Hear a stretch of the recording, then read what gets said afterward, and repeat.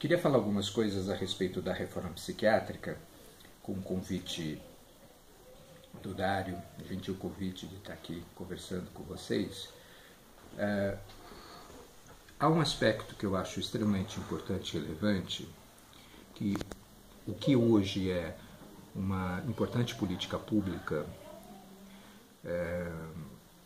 que se espalha praticamente por todos os estados desse país, por todas as cidades mais importantes, com os CAPs, com os serviços residenciais terapêuticos, com os centros de convivência, enfim, com uma série de ações e serviços e equipamentos de saúde, começou como um movimento social, que ela é uma política que nasce nas ruas, nasce de um movimento social dos trabalhadores de saúde mental lá nos anos 80, final dos anos 70, começo dos anos 80. Acho importante destacar isto, porque às vezes dá um pouco a impressão de que este imenso movimento que hoje é política de Estado, política pública, ele não tem nada a ver com as pessoas, né? São normas burocráticas. E a minha experiência andando por aí, visitando os CAPs, visitando os serviços, é que um tanto dessas normas às vezes são tomadas de um jeito muito duro, pouco inventivo e pouco criativo, quando a proposta é exatamente o contrário disto.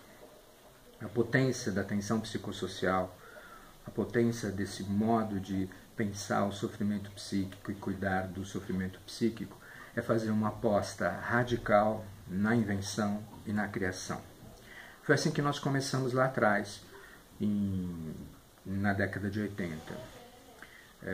Os serviços como o primeiro CAPS, que foi o Centro de Atenção Psicossocial Luiz da Rocha Cerqueira, serviços como os Núcleos de Atenção Psicossocial, os NAPS, do Projeto de Santos, eles foram se constituindo a partir desta capacidade inventiva dos trabalhadores de buscar soluções às demandas e necessidades de cuidado que se apresentavam cotidianamente para a gente, numa época em que a única alternativa que existia era ou os ambulatórios de saúde mental ou a internação psiquiátrica.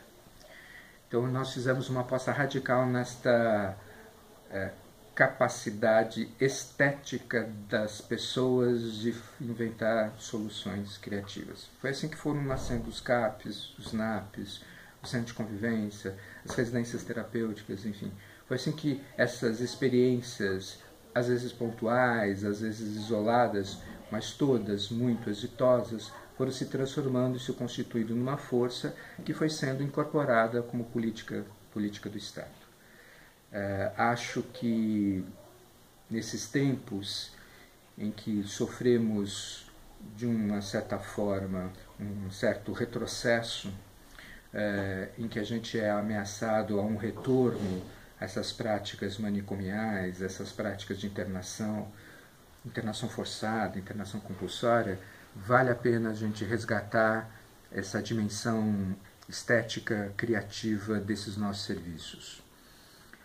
Vale a pena resgatar e falar aos trabalhadores de saúde mental que a capacidade de fazer valer e acontecer a atenção psicossocial está exatamente em como eles lidam com o cotidiano.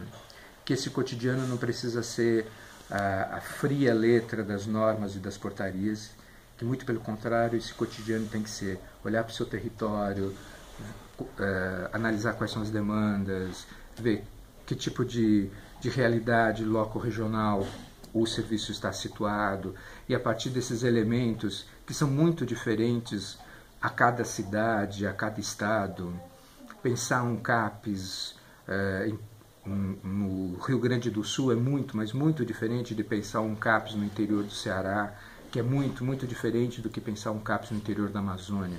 Essas são realidades distintas que portaria nenhuma dá conta. O que dá conta? Dá conta exatamente esse dia a dia dos trabalhadores, né?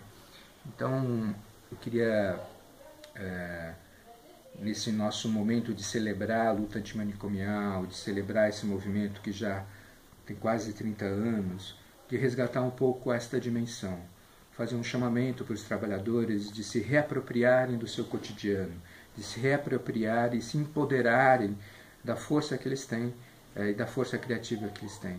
Porque acho que só inventando novas modalidades que a gente vai de fato fazer acontecer a atenção psicossocial.